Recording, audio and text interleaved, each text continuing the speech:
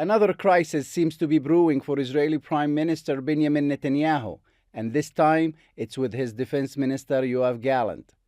The two were to host a joint conference on Saturday, but Gallant was a no-show. I suggested to the Defense Minister tonight to hold a joint press conference, and he decided what he decided. The two aren't strangers to disputes. Netanyahu had fired Gallant in March for objecting to his controversial judicial reform proposal.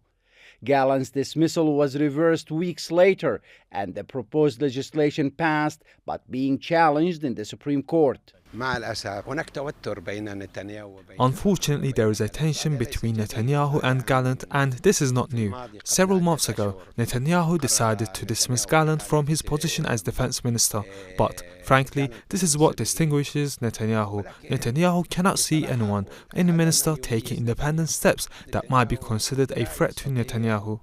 The rift between Netanyahu and Gallant has deepened because of the ongoing war, and the Prime Minister is facing mounting pressure domestically for the security and intelligence lapses that happened on October 7th, and internationally to accept a ceasefire.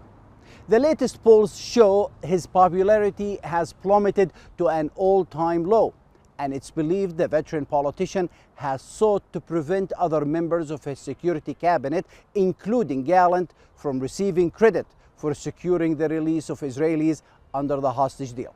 Israeli media have reported that there is disagreement between Netanyahu and senior army officials regarding assessments, plans, and decisions about the conflict in Gaza. Netanyahu is talking, I think, that from his stomach, from his emotion, not from his head. Netanyahu is talking also in order to continue the war, to make it as long as it can be, because he needs time.